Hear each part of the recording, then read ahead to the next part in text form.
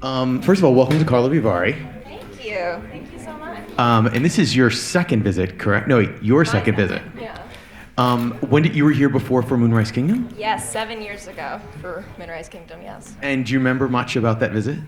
I remember loving it. I remember thinking the hotel was gorgeous and all the people were so welcoming and that it was just great to be in a beautiful city full of people who love film. And Jaeden, for you, this is your first visit. What do you think so far? It's beautiful, yeah, exactly. Everybody's so sweet here and glad to be here. Yeah, it's beautiful. So, you guys both have really interesting sort of career experiences as you both started as young actors in your first films. And I just wanted to, we're going to talk about that a lot, but in general, I was curious, what made you even wanted to act at all? Do you remember when you were younger, seeing something on television, seeing a movie or a play or something that made you say, hey, I want to do this? I didn't know that I wanted to be an actor. When I went for the open casting call for Moonrise Kingdom, it was more of just trying to experience new things, and I just happened to wind up getting that role. And so it just, as I was doing it and looking around at all the adult actors I was working with, going, wow, they do this for a living. They get to wake up every morning and make money doing this, and it's so much fun. And I just, from there, kind of never looked back. So... What about you, Jaeden? Same thing happened for me. I had no idea I wanted to do this until I did it, and then I fell in love with it. And so when you got your first role, you were still living in Philadelphia, correct? Or had you already moved to Los Angeles? No, I had already moved to Los Angeles with my mom, and then I got introduced to it, and I started going out on auditions for a while, and then... So you're only 16, so your life can still go in 20 million directions, and you're also only 20, so you're still can too. But before you had done this and sort of committed to it, do you remember dreaming of wanting to do anything else? Being a lawyer, artist, soccer player? Yeah, I always wanted to go to art school and draw, but other than that, no, not really. I was so young that I didn't know. I wanted to be a journalist or writer of some sort. It was all I really did as a kid. So. Well, you picked the more lucrative profession, let me tell you. You made the right choice. So you both started off quite early. Are we good, guys? I think we're good. Are we good? Thank you. Sorry, that was really intense. Do you remember when you first learned about being professional on a set? Like when, as a kid you realized, oh wow, this just isn't fun and games, like there's an etiquette, you have to be professional. I was a very, very, very serious child. So for me it was exactly what I was like, okay, I'm here to do my job, and it just happened to be incredibly fun. So it kind of, for me, that worked out. I was also a little bit nervous being 12 on a movie set and not really having the experience that the other actors had. So it was there was definitely a little bit of, I have to prove that I can be professional as well. So for me, it came quickly. What about you? Yeah, I kind of just sat quietly and watched everybody work and just learned how to act and how to work hard and just act professional by watching other people, watching the other actors and directors. Yeah. So you guys were both, your first movie was St. Vincent and yours was Moonrise Kingdom. So you get the gig and you show up and you've never done this before and you're really a kid. Were you nervous? Do you remember when you thought, okay, I can do this. I'm going to be all right. I mean, do you remember the thought process of that? Oh yeah, I was terrified. Actually, both of our movies were with Bill Murray, I guess. Yeah. Oh yeah. So, we shot every single day together. It was mostly us two, me and Bill. And so the first day of filming, I went up to him to say hello, and I was terrified. And I said, hi, I'm Jaeden. She's doing her thing. She's doing her thing. She's gonna I've get never the seen shot. this anywhere. Thank you. She got the shot. You got the shot. And I went up to him, and I said hello, and he just looked at me, and he walked away. He didn't say anything. And from that day forward, I was just terrified to be around him. But that's what the story required, I guess.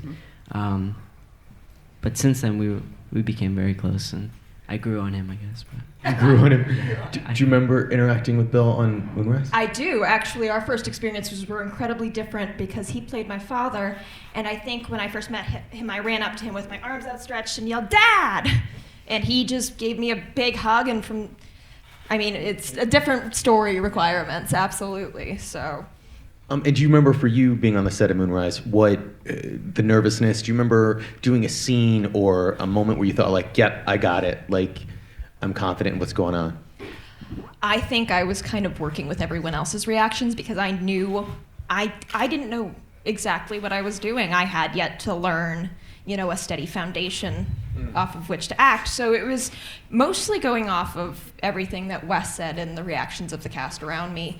So I can't say I had a moment where I was like, I knew, but I got the gist that everything was going smooth. Well. Yeah. In terms of, you guys have worked a lot since you started off. And you've worked often. How do you approach the idea of, like, well, I still need to go to an acting class, or I need to see sort of like, or be part of an acting troupe or something to sort of like learn more? I mean, because you're young, you're still forming. Is that something you were comfortable with? Did you feel like, no, I'm just going to take these gigs and like see where it goes? Or did you feel like you needed to sort of learn the craft more? I think that really depends upon the actor. For me, I think one of the best ways to learn is on set with other people who do it professionally and just, kind of take in all the costumes and the settings. And I think that way you can get into it very easily. But there is also there's so much to learn that absolutely taking classes can be very beneficial for a lot of people. Yeah, I've never taken any classes, and I've just, watched other actors, and I've listened closely to the directors, and I continue to watch movies, and of course there's so much to learn, and I'll forever be getting better and learning, but yeah, I think that the best way to learn is on set, watching your peers. Was there anyone in particular, another actor or director, who like gave you any acting advice, or that you really thought you learned a lot from? Outside of Bill Murray scaring you in your first movie? Oh my God! I mean, I'm sure both of us have gotten so many good bits of advice that we've just kind of integrated without even really fully realizing it. I remember Deb Aquila, casting director. I heard her once say that there's something about always remembering the intention behind every line and every little, and so I think that's what's most important about to think about while you're getting into the scene, is just every word's intention, just the meaning behind everything, what your character wants, because that is your goal in every scene, is to find out what the character wants and then to try to get that through the lines you were given. Yeah, that's a hard question. I can never. I have a terrible memory. No, but I just remember being on set with older actors and copying them and just looking at them and becoming them. For example, I did this movie with Clive Owen, and I played his son, and the director wanted me to kind of have the same mannerisms as him. So on set, I would watch him, and I would do everything that he was doing, all the mannerisms, and I would say my lines like him. And obviously, it's not the best to copy someone's work, perfectly, but just it kind of helped me get into character of being his son, and also becoming a better actor and learning from him. Did he know you were copying his quirks? Did they tell him? I don't think so. That's so funny. So as a kid, what's the best thing about not being an adult on a movie set? Do you get away with more? I never tried, I'm sure. I feel like there's definitely, when you're a kid, especially when it's your first experience, people they obviously treat you differently, especially if they know that you're beginning. Yeah. So when you're a child, I like to say your hand is held a little bit more. Just when you're first starting out, if you're a kid, everyone's kind of very conscious of that. And then as you grow into it and, have been working for as long as us, it's, that obviously fades. But for a kid, yes, that's definitely, there is some benefit to starting as a child and to the type of behavior that is on set. Was there anything that's sort of a negative that you were like, you wish you weren't a kid at that time, or that you look forward to, being over 18, because it's easier, you don't have as many restrictions, etc.? Yeah, you can work longer hours, which was for me, all I wanted to do was do the actual on-set work, the acting. I didn't want to be with the tutor. I wanted to go and work all day. And so when I turned 18, that just made that so much easier. I got to focus on exactly what I wanted to focus on. Yeah, doing school while acting is one of the hardest things. It's difficult to concentrate on what you're doing when there's so many things going on, and it kind of takes away from the moment of being on set. But yeah, there are a lot of restrictions on you as a kid, and I feel like when you're a kid, you want to be as natural as possible, and you want to kind of be yourself.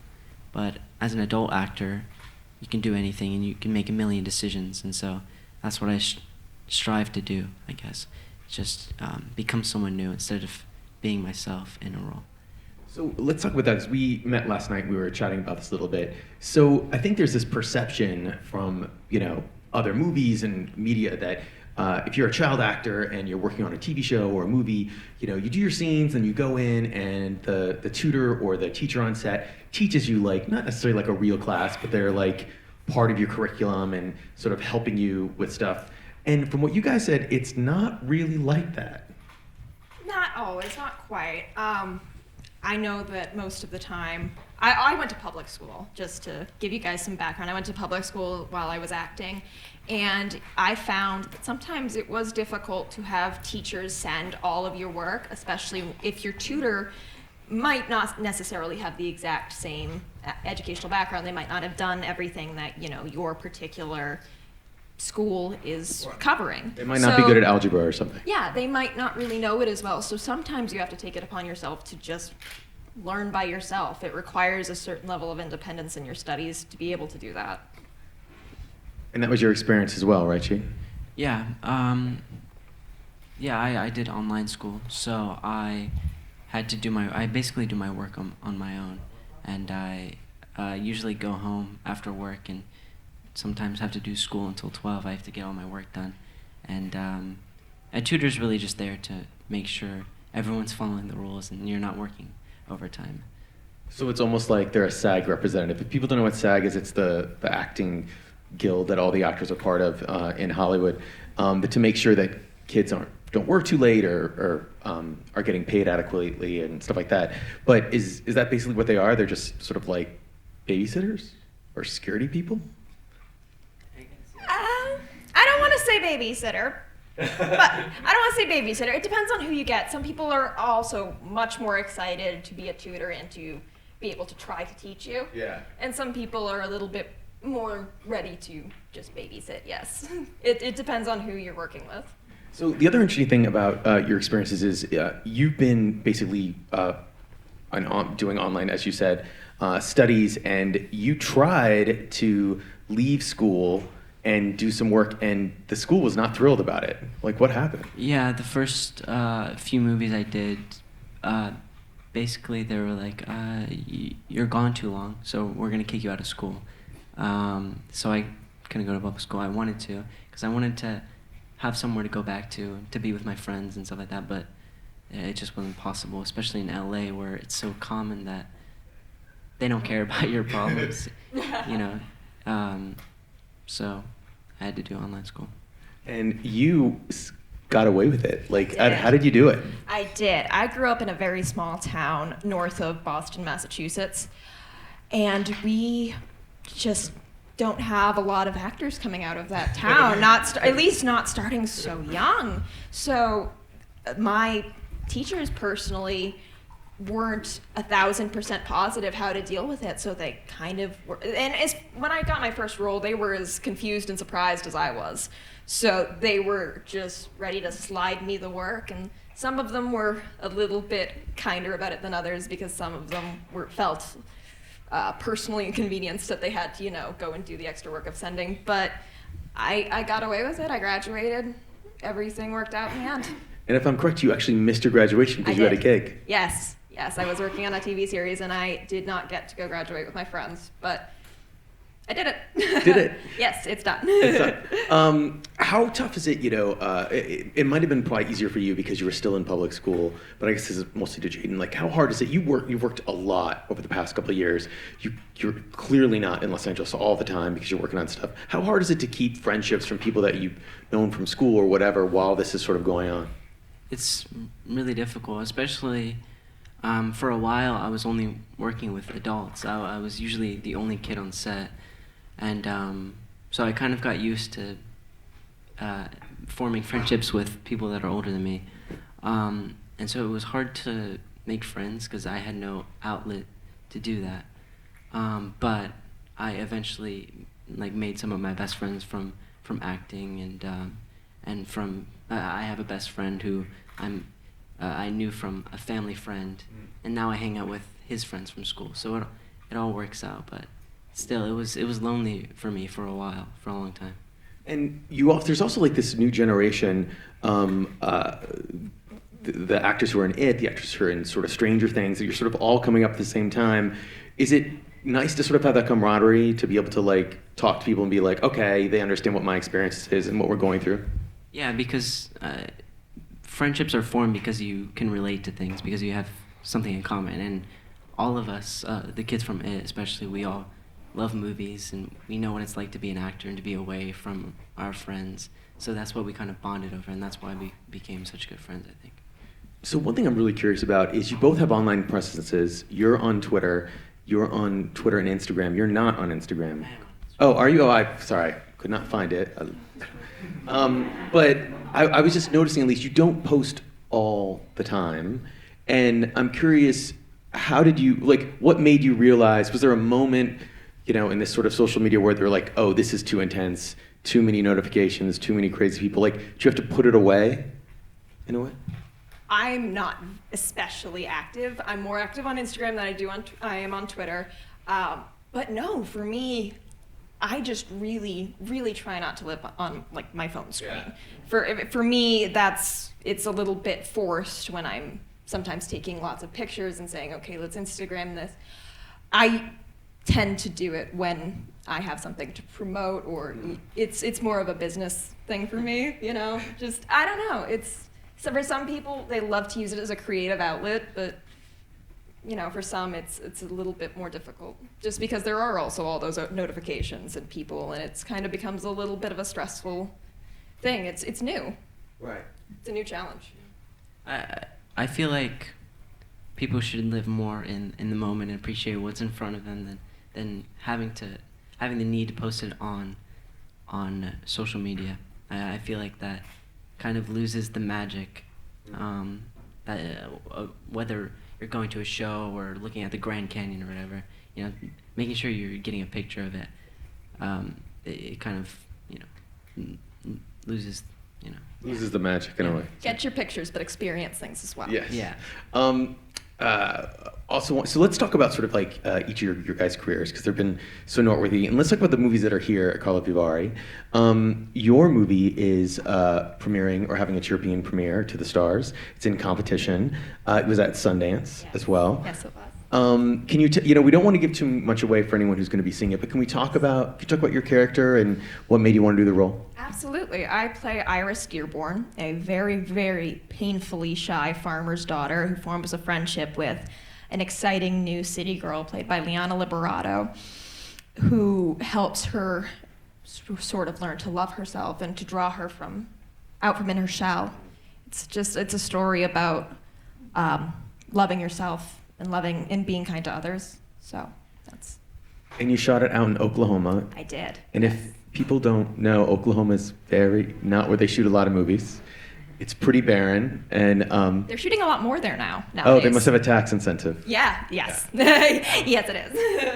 Can you talk about what it was like? And also, we should say it's a period film. It takes place in like around 1960. Is that? Yes, like 1959. 1959. Can you talk about that sort of experience and 61, excuse me. Oh, 61. Sorry.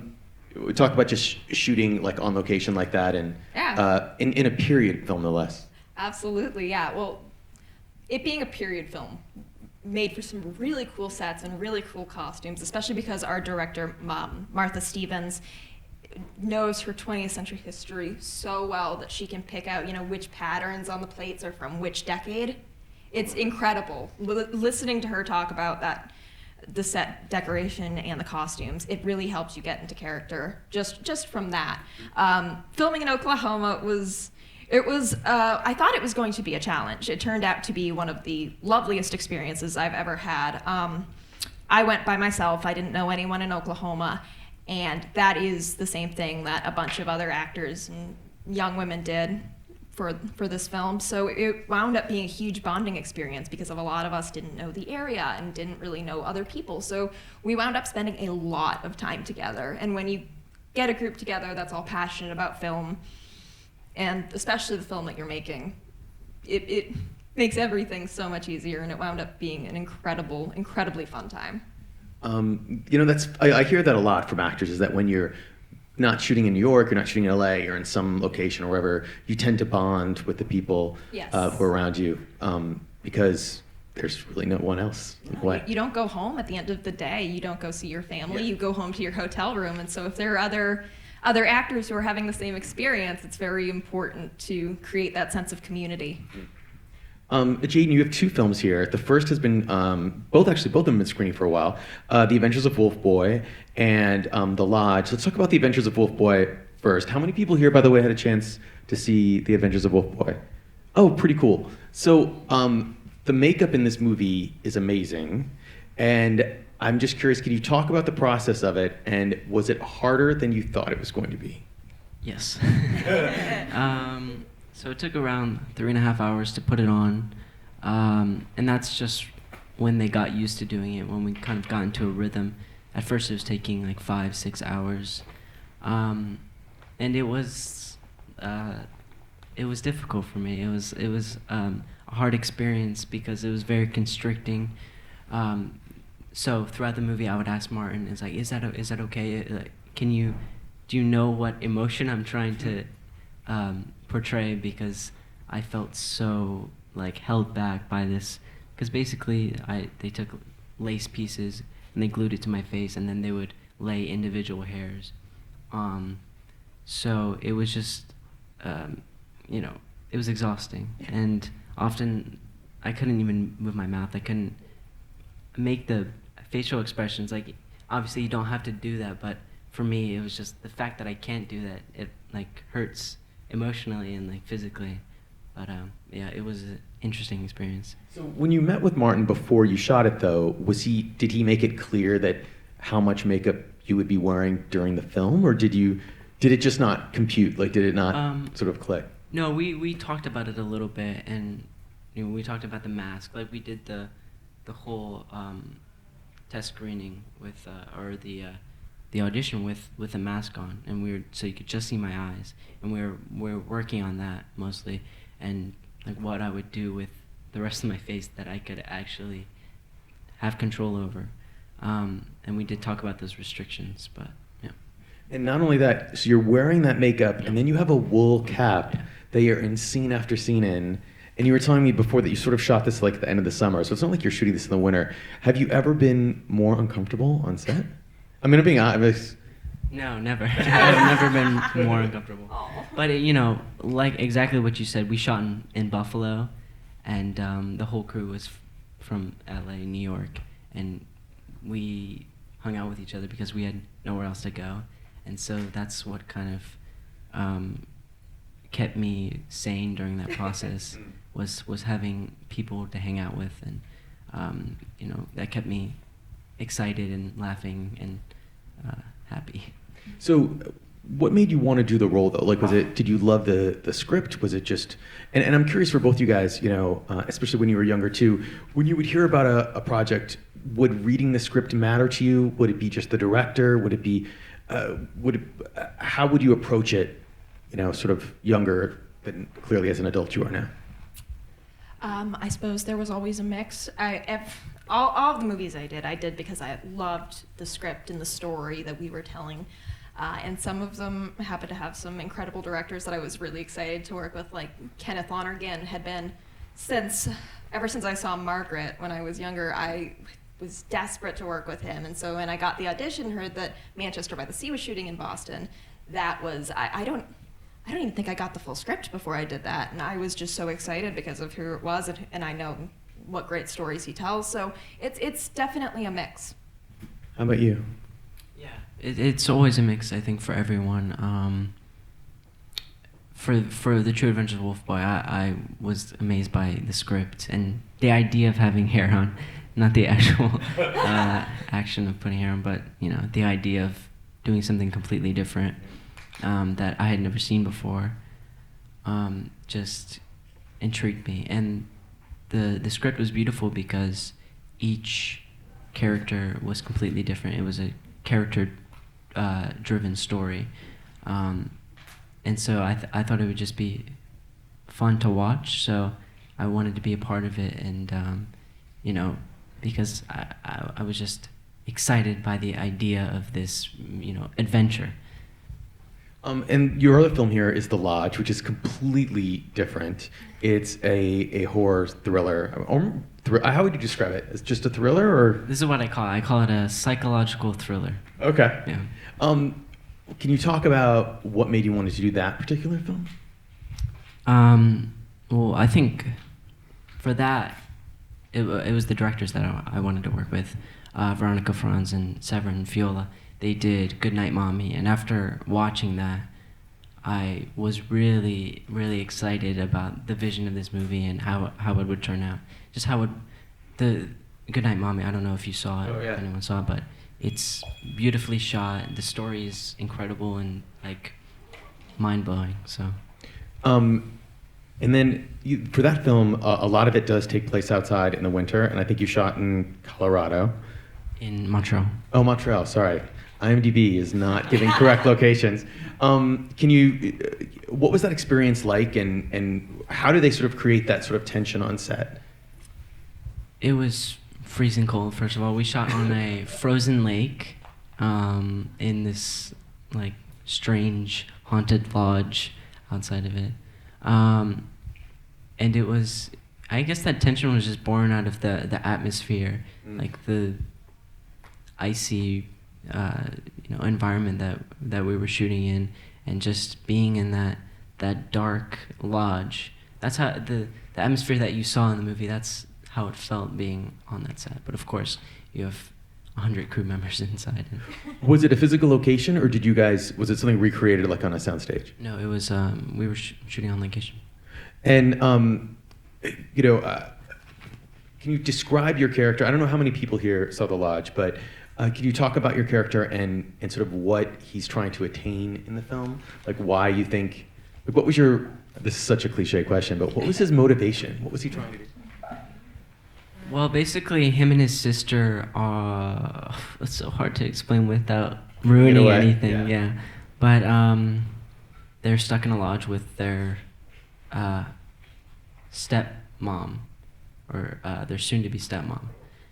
And so it's just an uncomfortable movie, and then some things go wrong, and they lose all of their stuff, and I don't know what else I could say, but I guess his motivation is just being angry at this one woman because he blames everything on her, and also wanting to protect his sister.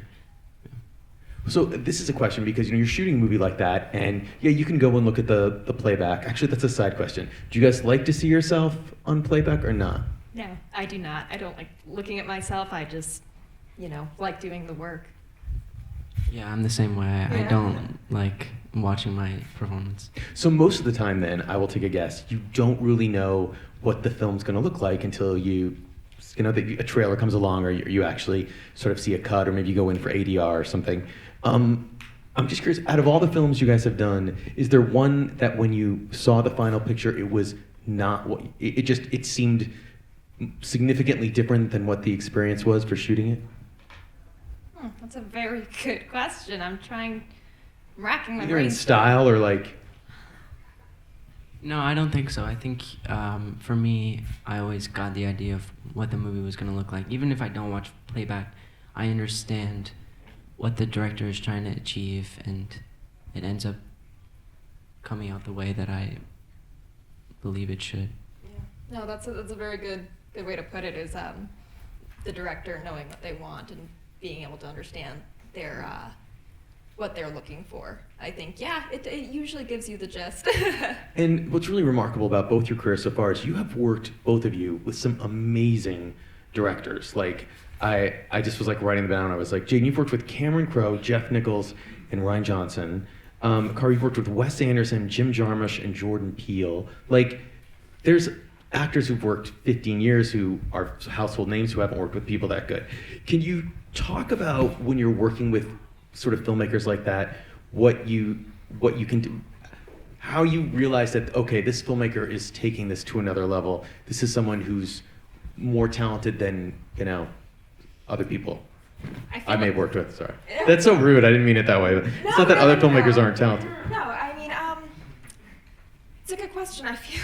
I usually know going into it from their past works that they know exactly what they're doing, and that working with them on this, that it's an honor, and that it gives you a sense of comfort when you know that they're so good at their job and they've done so many wonderful pieces of art, and it gives you a sense of, okay, I can relax and listen and just try to give them exactly what they're looking for, because I know that'll turn out well. What was the question? Well, the question was, sorry, that was like the most convoluted question I've been given today. Just working with, filmmakers like that, maybe I guess the question is, do you go in intimidated, you go in sort of confident, you go in just more excited than, someone where you're shooting commercial or something like that? I don't think it's any different. I think I'm always excited to go in and work with the director, and it's always a collaboration between you two. And whether you're a first-time director or they've been doing this forever, I feel like it's always the same. You always have the same energy. As long as you focus on your work and just give it your best effort and give it your best attitude, then you'll be all right, no matter who you're working with, usually. I wanted to sort of talk really quickly about some of the big films you've both been in. Jaeden, clearly, many people all over the world know you from, playing Bill in It. And I'm just curious, when you got that sort of project sort of come your way, did you want to watch the, old movie? Did you read the book? Like, what was your sort of like preparation for it? Yeah, I watched the original TV series, right, TV series, movie. Yeah. But I didn't want to, a lot of us, we all agreed that we wouldn't really focus on the book and the TV show. We were going to make our own thing, and that's clear from what Andy, the director, wanted, that we were going to make a completely new movie. But basically, the research that I did was mainly focusing on my stutter and working on that and figuring out who Bill was in my mind. And when you first saw Pennywise on set, scary? You'd met him before, like no big deal, it's just movie makeup? No, they actually hid him for the first 3 months of shooting. We were doing all the fun summer scenes and riding our bikes, and it was so much fun. And then while we were doing that, they were getting ready and they were testing the makeup and preparing. And then so the first time we saw Pennywise was when we were filming. So all of those reactions were kind of raw, and it's not that it's scary, because we know who Bill is. We've talked to him before, but it's just uncomfortable and it's creepy, being around that makeup and his giant head and him being so tall and having this baby face. It's uncomfortable. It's the way he moves and the way he laughs and the way he gets into character. So, and also coming out in a couple months is It Chapter 2. And I know you guys must be in flashbacks in this movie, so I'm not sure how much you're actually sort of in it. But can you talk about when you found out who was going to play you as an adult and what your reaction was? I think a few people had been rumored, and James was one of them that people were talking about. And but Andy told me, he said, well, James McAvoy's gonna play you, and I was super excited. I was like, okay, he's handsome, he's a good actor, I'm down with that. So yeah, I was just excited, and the whole cast is incredible, and they're so spot on. It took Andy a while to figure out who he's gonna cast, because he wanted everyone to, and it's not only the looks, it's the same energy and the same mannerisms. It's incredible. So wait, so did you ask James, did he just watch the original movie? Did he meet you, like, to sort of get that, or? Yeah, we talked a little bit, and actually we did a secret thing that, actually, I don't know, I'm supposed to be talking about it, but we wrote them letters in character. But yeah, we just talked to them, and they did an incredible job of kind of becoming our characters, even though they're different because it's so far in the future, and they kind of forget who they are as young people, but still we have the same, I don't know how to explain it. I wanted to ask about sort of Manchester by the Sea. So you'd gone, it was, 3 or 4 years, or maybe 3 years since you'd done Moonrise? Oh, it had been, 3 or 4, yeah, that sounds about right. And I know from that production that, because I've spoken numerous times with Kimberly Stewart, who was the producer when they were financing, that was not that was an indie, like that was, people, so it made a lot of money, they saw it was Amazon Studios, but it was a traditional indie in many ways. Sure. Can you just talk about what the experience was like and what Kenneth is like on set? Kenneth gives his actors the impression that they are very, very protected, and they have a very comfortable space in which to work, to do their work. It was everyone was kind. I had already worked with Lucas Hedges on Moonrise Kingdom, so I knew him. It was delightful to see him again. But yeah, I was not there for a very long time. I think I actually lived in Massachusetts at the time, so I self-reported every day for about a week. So it was it was a very comfortable experience for me, especially because at the end of the day I got to go home and sleep in my own bed. And so you've also worked with a director who's completely different, and I know how he deals with actors, in Jim Jarmusch. Can you talk about that experience on Paterson and sort of what Jim's like on set? Yeah, Jim was very interesting. He was reciting poems, he had written Italian, and he was just this incredibly worldly man. And we did the whole thing on a bus on location in Paterson, New Jersey. And I remember I was given a almost a little monologue about an anarchist, and I had to do it. That whole monologue, I had to speed through it by the time the bus stopped, because they had a very set place that the bus was supposed to stop. So for me, it was a challenge of being able to get all the words out and at the same time do the acting by the time we hit that mark. So Jim was very, very helpful in that. He always was he also made me very comfortable there, and it made it clear that it was a safe space, that the job was going to be done, and it was going to be done well. And you recently appeared in Us. Yes. And you were telling us a story last night that was quite humorous. Can you tell us about what it was like? You were coming back from set, and what happened? Yes, at my last day on Us, I played a version of my character. They had the good version, the bad version, so I was Bad Nancy, and they made me up to look undead, basically. I felt like I hadn't read the script, so I thought, okay, this is like zombie makeup. My eyebrows were all whited out, and they had my face had black makeup all over it, and it was very, I looked dead. I did, but I was driving home from set, and I think someone, you know what it was? Someone was slowing down, stop, and I was giving them like a flash signal to go ahead, and they saw my face, and I had forgotten to take off the makeup, and I just saw this look of absolute terror, and I for a second was like, what's your problem? Nothing. And then I looked, and then I like, oh, I see. I flipped down the mirror, was like, forgot to take the death look off. So probably, I'm sorry to whoever that person was. Probably scared them quite a bit. I wanted to just ask also, Jaeden, about one of your upcoming films is Knives Out, the new Rian Johnson movie, and the trailer recently came out.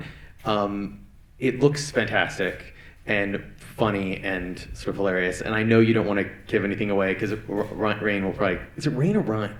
Ryan. He'll probably kill you if you do. But can you just talk about sort of that experience, Yeah, it was an incredible experience because I just came on and I'm not in it very much, but it's basically takes place around this one family, and you know the family. It's an incredible cast, and so it was just fun being around all these amazing actors and just us playing movie games in a basement and just talking and having fun. And I worked with Chris on that, and then I found out that I was going to do a TV show with him. So we were excited about that and got to bond a little bit before our shoot. And so it was just a fun time. It's like a fun movie. And can you at least say who you play you're one of the members of the family, right? Yes. So I play this kid Jacob, and I'm Michael Shannon's son. And that's all I can say, I guess. And it's your second movie with Michael Shannon, too. Yes. Yeah, second time playing his son. So I wanted to ask about Chris. Is this your third project you've now worked on him? Yes. So my first ever movie was this movie called Playing It Cool, and I just worked for one day, and I played a younger Chris Evans. Which is hilarious. But I had like super long blonde hair for that. For before that, and they decided to shave it all off so that I could look more like him. And I told him that on set, and it was just so funny and random because he had no idea, and because we had never met, obviously. Yeah. But so this is going to be our third project. So at the moment, you're working on an Apple Plus miniseries, and I forgot what's the title? Defending Jacob. Defending Jacob. Where Jacob twice. Yeah, and you play a young man who basically is accused of killing someone. What has that experience been like, going from movies to sort of a very pretty much intense television series? It's interesting. Both characters are kind of the first one you definitely don't like in Rian Johnson's film. Right. It's kind of someone that everyone can universally hate. It was kind of fun playing him. For this one, he's someone that's likable, that you trust, but because of what you've been told by other characters around him, obviously he's accused of murder, so you're not sure if you should root for him or not. And so that's kind of the mystery in the TV show that I think people will be attracted to, is that you're not sure whether he did it or not. But I guess my question was like, are you enjoying the longer process of shooting a TV series, or do you like? You mean TV versus movie? Film? Yeah. It's long. It's a long shoot. They're basically treating it like an 8-hour movie because it's 8 episodes and hour long each. So it is a long process, but it still has the same atmosphere as a movie. Usually TV shows are really quick and fast, and you're going to shoot things as fast as possible and shoot an episode in a week. But this is kind of one director, one writer, and they're treating it the same, so it doesn't feel different. And Morton Tildum is the director, right? And he's doing all the episodes? Yes. Okay, that's really rare for television that anyone would do that. And you did TV. You did a Miranda Sings show on Netflix, which is not like anything else you've ever done before. No, it was just a little bit out there, but I thought it was really funny. And she had this, huge following as a comedian, and I love comedy. I really wanted to get into more comedic roles for a very long time. So being able to do that and just test the waters and see, okay, this is something new. it was a great experience, and I had a lot of fun working with her. And you just wrapped a movie, and tell me if this is the correct title. Is it Drunk Bus? It is called Drunk Bus, yes. And also a comedy. And you also star with another actor who was sort of like a child actor, sort of grown up, Charlie Tatum, who the audience would know from Ozark and Gotham. Tahan, yes. Tahan, Jesus. It's okay, I just wanted to make sure. All these names. Can you talk about what that experience was like? And we shot in Rochester, New York. If any of you guys know New York, it gets really cold. We shot in February. So that was one of those bonding experiences where you're going, okay, we're all cold and we're all in this together to make this movie. So it was a hard process, but I think we came out with some really, really funny work. it's a comedy. Yes. Can you tell us what it's about at all? It's about Charlie Tahan being a bus driver out of college, and he drives the late night route around campus. And the late night route around a college campus in New York is going to be full of lots of crazy experiences and people who have been drinking and doing, so hence Drunk Bus. It's known as the Drunk Bus because that's where everyone goes when they party. So I play a love interest character in that, yes. Yes. When I was younger in college, I visited someone who was at a school in upstate New York. Really? And all they do on the weekends is drink and drink and drink. It's so cool. There's nothing else to do. We want to take some questions from the audience, though. Are there any questions? We've covered a lot of topics. Does anyone have anything they want to ask? Anyone? Because we can keep going. Oh, yes, sir, back there. Hello, I might have one for Jaeden. I know that you cannot tell many things about the second part of it, but I just want to know how much we will see from you and the other kids on the screen. You know, I think it will be only the flashbacks, but... I know just as much as you guys do. I'm out of the loop, but we should be in it a little bit, exactly for flashbacks, but not that much. Okay, thank you. Were you surprised that they were going to have you guys come back for the second part, or did they always talk about that? Yeah, we were always aware of that a little bit. Yeah. He's like, I can't tell anymore. Yeah. Is there anyone else? Any other questions? When you guys sort of look forward to what you guys want to do 10 years down the road, do you see yourselves just wanting to continue to act? Do you want to direct? Do you want to produce? Do you want to do anything else in that respect? Oh, all of it. Acting is my first love. It's what brought me to this whole thing and introduced me to so many incredible people and experiences. I always want to do it. I just love it. But I also would love to get into directing, writing, producing, just try on a bunch of different hats, see what works. Yeah, I love acting, and I will forever love it. I'm very passionate about it, but I would like to direct and kind of create my own story and collaborate with other actors, and I think it would be an amazing experience. So I have to ask this question because you have mentioned a couple of times. What about acting are you so in love with? Is it the on-set, sort of experience? Is it seeing how it all sort of comes together? Like what appeals to you about it? I think it's what we talked about yesterday, is that you get to be so many different people, and you get to, instead of choosing one for profession, you can do everything. You can be a teacher, you can be, a superhero, you can be a criminal. You can do so many things, and you can see into the mind of so many different characters, and there's something about becoming someone else that makes you feel whole. I don't know. It requires a lot of imagination and a lot of hard work, but in the end, when you're able to have experiences that just you in your regular life, you are not that person, you would have not had that experience, there is a definite magic to expanding your world for that. This is a little bit of a tangent, but I wanted to also ask, because we sort of were talking about it before, you don't like to see yourself on playback. How many times do you see your movies? Do you like it once? Will you like sit through it more than once? Does it? Once or twice, yeah.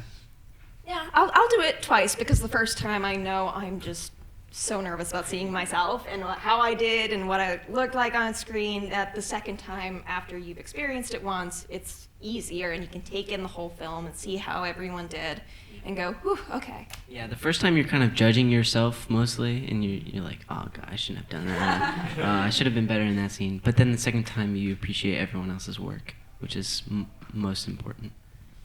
And I also wanted to ask, Jaeden, you are a youth ambassador for Film to Future. Can you talk about what that is and sort of what the mission is of that organization? Yeah, I'm super excited about it. So this is an organization that kind of teaches youth that are kind of underprivileged in urban areas and teaches them about the film industry and helps them find internships and jobs and educates them just so that they can provide for themselves and their family and help get them work and just teach them about the incredible array of jobs in the film industry.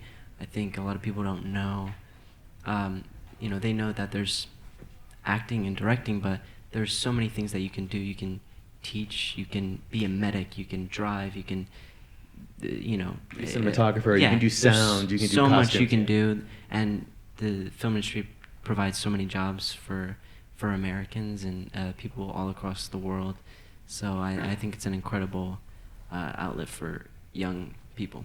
That's actually really smart because there's such a, we need to increase diversity in Hollywood from all different places. And you're right, so many people, they don't realize, that there are not enough, people from different backgrounds working in sound or costumes or production design. It's sort of scary sometimes, like how just white, straight male it is in some places.